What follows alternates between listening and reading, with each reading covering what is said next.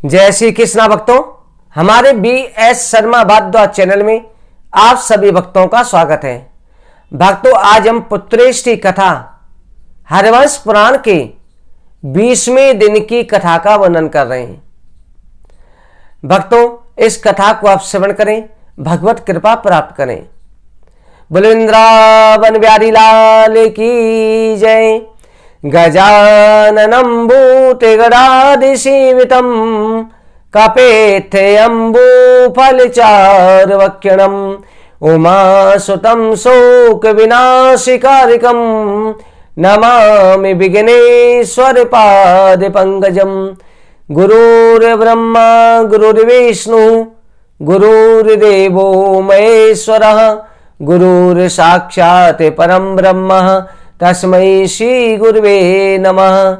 अखंडमंडलाकारं व्याप्तं येन चराचरं तत्पदं दर्शितं येन तस्मै श्री गुरुवे नमः।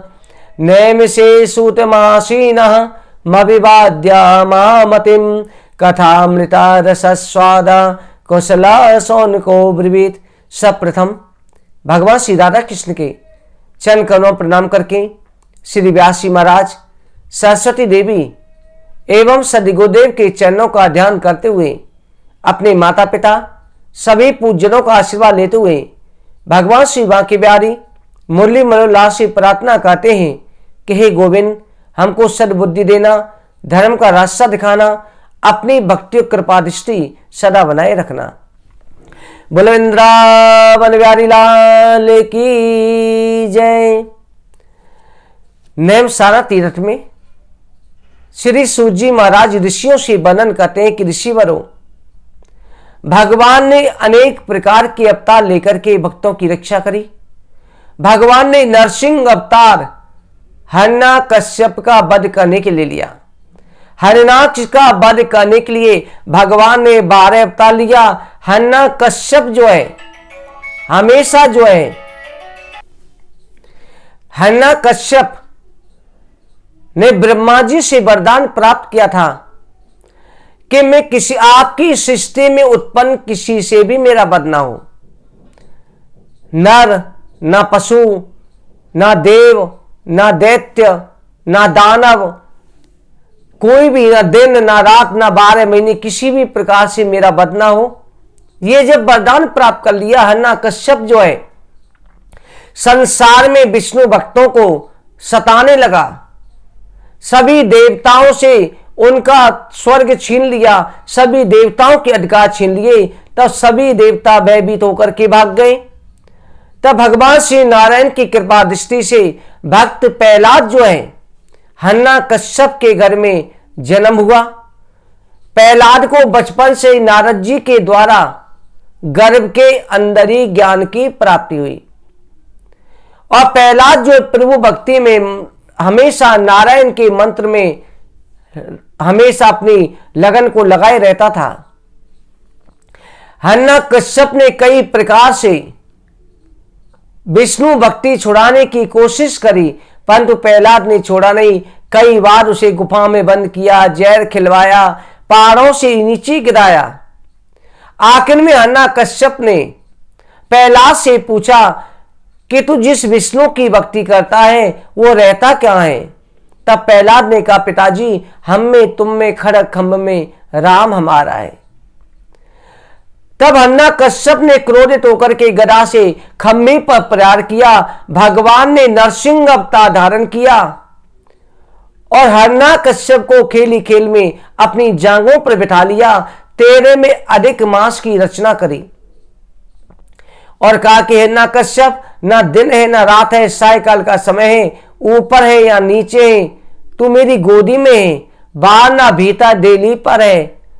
मैं नर हूं ना दानव हूं, मैं नरसिंह हूं, आस्त है ना शस्त्र है, मेरे नाखून है। ये कहकर के हिरण्यकश्यप का पेट फाड़ डाला। इस तरह से अपने भक्त प्रहलाद की जो है भगवान ने रक्षा करी और सभी ऋषि मुनि देवताओं की रक्षा के लिए नरसिंह अवतार लिया। भक्तों, आगे जो भगवान का हरि अवतार हुआ, सोनक 88,000 ऋषि कहते हैं भगवान ने हरि अवतार किस लिए लिया। तब श्री सूत जी महाराज कहते हैं, ऋषियों, क्षीर सागर के समीप ही त्रिकूट नामक एक पर्वत है, वो क्षीर समुद्र से गिरा हुआ है। उसमें जो है उसके 3 शिखरें लोहे के, चांदी के और सोने के। वहीं पर नाना प्रकार के लता पताएं, वृक्ष पौधे, अनेक तरह के वृक्ष हैं जिन पर अनेक तरह के फल लगते हैं। ऐसे सुंदर बगीचे थे जिन पर देवांगनाएं आकर, देवता आकर के अपना जो विहार करते थे। वहीं पर जो एक हाथी रहता था, ऐरापत रहता था, जिसकी हथनियां, बच्चे, पूरा परिवार था। एक दिन वहां पर सरोवर के किनारे हाथी अपने बच्चों के साथ में जाता है और जाकर के सरोवर में बच्चों के साथ में हथनी और छोटे छोटे हाथी के बच्चों के साथ क्रीड़ा कर रहा था। उसी समय देव योग से प्रेरित होकर के एक ग्राह, मगरमच्छ ग्राह जो उस सरोवर के अंदर रहता था, उसने आकर के गज के पैर को पकड़ लिया। हाथी जो गज चिंगाने लगा, बाहर भीतर युद्ध चलने लगा। सभी परिवार के सदस्यों ने, हाथी के सभी हथनियों ने सूंड में सूंड मिलाकर के खींचने की कोशिश करी, परंतु देव माया से खींच नहीं पाए। सभी छोड़कर के आखिर में चले गए। हाथी ने जब संसार की उम्मीद करी, तब तक जो है वो उस ग्राह से मुक्त नहीं हो पा रहा था। गज जो है लड़ते लड़ते थक गया। जब केवल जौबर सूंड पूरा जल के अंदर ग्राह खींचे ले जा रहा है, जौ के दाने के बराबर सूंड जल के ऊपर रह गई, तब उसने सोचा कि संसार के संकट में मुझे कौन छुड़ा सकता है। पूर्व जन्मों के कर्मों के कारण उस ऐरापत को जो है गज को भगवान की भक्ति का ज्ञान हो गया और उसने जो है भगवान की प्रार्थना करनी शुरू करी और प्रार्थना करी, यम धर्म कामात विमुक्ति कामा भजन्ति इष्टागत मापवंती। धर्म, अर्थ, काम, मोक्ष की कामना से जो भगवान का भजन करते हैं, जो भगवान नाना प्रकार के सुख उन्हें प्रदान करते हैं, उन परमात्मा की मैं शरण में हूं। हे नारायण, हे गोविंद, हे दीनदयाल, हे दयानिधि, आप मेरी संकट में रक्षा करो। इस समय पर जो है 1000 वर्ष से मैं इस ग्राह के साथ युद्ध कर रहा हूं। मेरी सारी शक्तियां शिथिल हो चुकी हैं। अब मैं संसार की आस छोड़कर के आपकी शरण में आया हूं। आप दया के सागर हैं, आप मेरी जो है इस भयंकर परिस्थिति में रक्षा करें। इस तरह से गज जो है भगवान की प्रार्थना करने लगा। इस तरह से गज ने अनेक स्तुतियों के द्वारा भगवान श्री नारायण की स्तुति करी। आखिर के समय पर जब एकाग्र होकर के स्तुति करी, हे ऋषिवरों, वो स्तुति सीधे भगवान विष्णु के कानों तक पहुंची। भगवान का सिंहासन लेने लगा। भगवान गरुड़ पर सवार हुए और एक क्षण के अंदर पलक झपकते ही गज के पास पहुंच गए। गज जो असमर्थ था, उसने भगवान को सामने देखा। तब गज ने कमल का पुष्प लेकर के जो जल के अंदर ही था, उसे अपनी सूंड से हिला करके भगवान को अर्पित करा। हे नारायण, हे अच्युत, इस समय में आपकी स्तुति भी नहीं कर सकता, आप इस कमल के पुष्प को स्वीकार करें। भगवान ने एक हाथ से कमल का पुष्प लिया, एक हाथ से गज की सूंड पकड़ी और जल के बाहर निकाला और चक्र के द्वारा उस ग्राह के सिर को धड़ से अलग कर दिया। जैसे ही भगवान नारायण के द्वारा चक्र के द्वारा विलीन हुआ, उसी समय पर ग्राह की ज्योति निकली और सबके सामने पार्षद का रूप धारण करके भगवान के लोक को चली गई। इधर भगवान ने गज के ऊपर कृपा दृष्टि करी, तब गज ने कहा, पत्रम पुष्पम फलम तोयम यो मे भक्ता प्रचते तदयम भक्तु मनुष्यामी प्रत्नात्मनः। हे प्रभु, आप जो है पत्र पुष्प से प्रसन्न हो जाते हैं, मेरी स्तुति से केवल मुझ जैसे कामी कि एक स्तुति से आप प्रसन्न हो गए। आप जैसे दीनदयाल संसार में कौन देवता हो सकता है। आप परमात्मा हैं, आप दया के सागर हैं।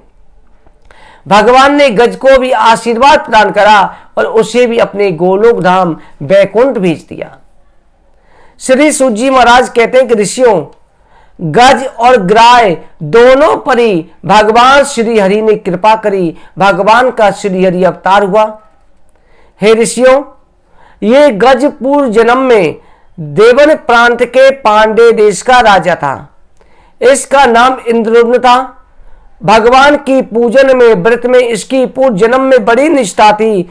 एक समय मंदराचल पर्वत पर मौन रख करके श्री कृष्ण भगवान का पूजन कर रहा था। उसी समय अगस्त्य ऋषि वहां पर आ गए। उन्हें आया देख करके ये पूजा करता ही रहा, खड़े होकर के उनका सम्मान नहीं किया, न ही अर्घ्य दिया, न ही उन्हें जलपान की पूछी। तब ऋषि ने कहा, अरे दुष्ट राजा, तू ब्राह्मणों का अपमान करता है, अपने आप को श्री कृष्ण का भक्त कहता है। भगवान श्री कृष्ण तो ब्राह्मणों के परम प्रिय थे, इसलिए तू गज की तरह बैठा ही रहा, हमें देखकर के सम्मान नहीं किया, इसलिए तू गज योनि को प्राप्त हो जा। राजा को जो है, उस इंद्रद्युम्न को जो है गज योनि प्राप्त हुई, परंतु पूर्व जन्म की पूजा के प्रभाव से उसे पूर्व जन्म की स्मृति ज्ञान रही, इसलिए जन्म में भी भगवान की भक्ति करता रहा। भगवान गज को जो है अपना पार्षद बना करके बैकुंठ लोक को ले गए। और ये ग्राह जो है, ये ग्राह भी पिछले जन्म में सरोवर के अंदर घुस करके एक राजकुमार था, ब्राह्मणों का, संतों का, ऋषियों का पैर पकड़ लेता था। इसलिए उस समय पर से श्राप दे दिया कि तू ग्राह की तरह पैर पकड़ के मजाक करता है, इसलिए तू ग्राह की योनि को चला जा और भगवान के हाथ से तेरी मुक्ति होगी। ऋषिवरों, ये हमने आपसे हरि अवतार की कथा सुनाई। अब आगे चल के 5वें मनवंतर थे, जिनमें मनु का नाम रेवत था, जो तामस के सहोदर भाई थे। इसमें भगवान ने जो है अजित नाम से अवतार लिया और भगवान ने अजित अवतार लेकर के देवताओं की रक्षा कर। 6वें मनवंतर में भगवान का कच्छप अवतार भी हुआ और मोहिनी अवतार भी हुआ। श्री सूत जी महाराज कहते हैं कि ऋषियों, इसकी कथा इस प्रकार है कि एक समय पर दुर्वासा ऋषि बैकुंठ से आए हुए थे। भगवान विष्णु ने दुर्वासा ऋषि को एक दिव्य पुष्पों की माला आशीर्वाद के रूप में प्रदान करी थी। दुर्वासा ऋषि आ रहे थे, रास्ते में उनको देवराज इंद्र मिले। देवराज इंद्र जो है अपनी राज लक्ष्मी के मद से होकर ऐरावत पर सवार होकर के जा रहे थे। दुर्वासा ऋषि ने इंद्र के कल्याण के लिए अपने गले की माला उनके गले में अर्पित कर दी, उनके लिए दी कि ये दिव्य पुष्पों की माला है, जब तक ये गले में रहती है कभी पराजय तुम्हें छू नहीं सकती, इसके फूल कभी मुरझाते नहीं है और इसकी सुगंधी चारों तरफ फैलती रहती है। ये स्वयं भगवान नारायण की दी हुई माला है। देवराज इंद्र ने देखा कि इस ब्राह्मण की भेंट को मैं क्यों स्वीकार करूं, मैं तो देवराज इंद्र हूं। उसने वो माला लेके हाथी के ऐरावत के मस्तक पर डाल दी। ऐरावत ने सूंड से उसे नीचे गिरा दिया, अपने पैरों से कुचल दी। यह देखकर के दुर्वासा ऋषि को बड़ा ही क्रोध आया कि इंद्र को अपनी राज्य लक्ष्मी का अहंकार है। देवताओं का स्वामी होकर के देवराज इंद्र को इतना अहंकार है तो संसार की कैसी व्यवस्था चलेगी। दुर्वासा ऋषि ने श्राप दे दिया कि तुम देवता राज लक्ष्मी से हीन हो जाओ। उसी समय पर देवता लक्ष्मीहीन हो गए, लक्ष्मी सीधी समुद्र में समा गई। उसी समय जब राक्षसों को इस बात का पता चला, उन्होंने शुक्राचार्य जी की गुरु की आज्ञा से देवताओं पर चढ़ाई कर दी। देवताओं की पराजय हो गई और सभी देवता भयभीत होकर के पर्वत की कंदरों में छिप करके रहने लगे। सभी देवताओं ने जाकर के भगवान श्री नारायण की शरण ली कि प्रभु आप हमारी रक्षा करें। तब भगवान ने कहा, देवताओं इसका केवल एक ही रास्ता है, क्योंकि तुम राज लक्ष्मी से हीन हो चुके हो और तुम्हारे द्वारा असुरों की कभी पराजय नहीं हो सकती। तुम राक्षसों के साथ मिलकर के समुद्र मंथन करो और असुरों को किसी भी प्रकार से अपनी बातों में फंसाओ। अमृत के बहाने कि हम तुम्हें आधा अमृत दे देंगे, हम एक ही पिता की संतान है, इस तरह से अपने जाल से असुरों को फंसाओ। उस समय पर सभी देवता राजा बलि के दरबार में पहुंचे। राजा बलि असुरों के राजा थे। देवराज इंद्र ने जाकर के राजा बलि से कहा कि हे राजन, हम देवता असुर कश्यप ऋषि की संतान हैं, हमारे एक ही पिता हैं, हमें आपस में नहीं लड़ना चाहिए। इस समय भगवान विष्णु ने बताया है कि समुद्र के अंदर अमृत है। अगर हम असुर, आप असुर और हम देवता मिलकर के समुद्र का, तो समुद्र से जो भी अमृत प्राप्त होगा, जो भी वस्तु प्राप्त होगी, हम देवता और तुम असुर मिलकर के आधा आधा बांट लेंगे। राजा बलि ने कहा कि हम देवताओं पर कैसे विश्वास करें। देवताओं ने कहा कि हम तुम्हारे समान शक्तिशाली तो है नहीं, तो आपको विश्वास करना ही चाहिए। देवता और राक्षस मिलकर के फिर सुमेरु पर्वत के पास पहुंचे, उनसे प्रार्थना करी। सुमेरु पर्वत ने आज्ञा दे दी, आप मुझे ले जा सकते हैं। सुमेरु पर्वत को उठा करके मथने के लिए चल लेते हैं, परंतु सुमेरु पर्वत के नीचे सभी देवता असुर दबने लग गए। तब भगवान विष्णु का ध्यान किया, भगवान विष्णु प्रकट हुए और सुमेरु पर्वत को एक हाथ से उठा करके ले जा करके समुद्र में पहुंचा दिया। उसके बाद उसकी रस्सी बनाने के लिए कि मथानी क्या हो, उस समय सभी वासुकी नाग के पास पहुंचे और वासुकी नाग से प्रार्थना करी कि हम तुम्हें अमृत पिलाएंगे, आप हमारा सहयोग करें। वासुकी नाग रस्सी बनकर के पर्वत से लिपट गए। सभी देवता और राक्षस मिलकर के मंथन करने लगे। सुमेरु पर्वत जो है बिना आधार के जब रुक नहीं पा रहा था, सभी ने फिर भगवान का ध्यान किया। भगवान विष्णु कच्छप रूप से पर्वत के नीचे आ गए और अपनी पीठ पर मंदराचल पर्वत को, जो सुमेरु पर्वत का अंग है मंदराचल पर्वत को धारण कर लिया। फिर सभी देवता और असुर मिलकर के समुद्र का मंथन करने लगे। समुद्र का मंथन करते हुए उन्हें कई दिन बीत गए। सबसे पहले समुद्र मंथन में हलाहल विष उत्पन्न हुआ, जिस विष के प्रभाव से देवता और असुर भयभीत हो गए। तीनों लोग जलने लगे। सभी देवता भयभीत होकर के असुर और देवता देवाधिदेव महादेव की प्रार्थना करने लगे कि हे जगाधिपति, हे देवों के देव महादेव, हे महाकाल, इस संकट में आप ही हमारी रक्षा कर सकते हैं। देवता असुरों की प्रार्थना पर भगवान उमापति प्रकट हुए और भगवान एक अंजलि में भरकर के पूरे हलाल का पान कर लिया। जैसे कंठ से नीचे विष जाने लगा, उस समय माता पार्वती ने आकर के कंठ पर हाथ लगा करके उसे रोक दिया। कहा, प्रभु आप इस विष को हृदय में ना जाने दे। भगवान शंकर जी ने कहा, देवी आप सच कहती हो, मेरे हृदय के अंदर नारायण का वास है, मेरे नारायण को कष्ट होगा, इसे मैं कंठ पर ही धारण करूंगा। भगवान ने कंठ पर धारण किया, उनका कंठ नीला हो गया और दिन से नीलकंठ भगवान के नाम से भगवान को जाने जाने लगा। भगवान शंकर जी जो है, संसार की जो वस्तु कोई नहीं अपनाता, उसकी भगवान शिव जी अपनाते हैं। भगवान भोले भंडारी हैं। भक्त अगर श्रद्धा से आग धतूरा भी अर्पित करता है, उसे भी भगवान शिव अर्पित स्वीकार कर लेते हैं।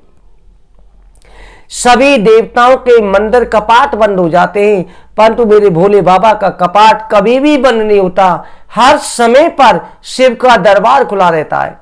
आपने भक्तों देखा होगा, शिवालय कभी सहन नहीं करते।